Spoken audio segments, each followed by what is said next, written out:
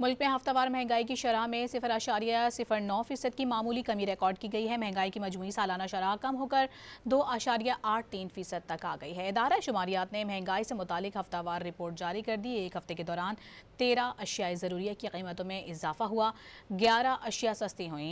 एक हफ्ते में पीसी हुई लाल मिर्च, चिकन, बिजली के चार्जेस, लहसुन, अंडे, घी और मटन की कीमतों में इजाफा हुआ। आलू, टमाटर, प्याज, चीनी, दाल, चना, LPG, दाल, मसूर और गुड़ के रेट कम हुए।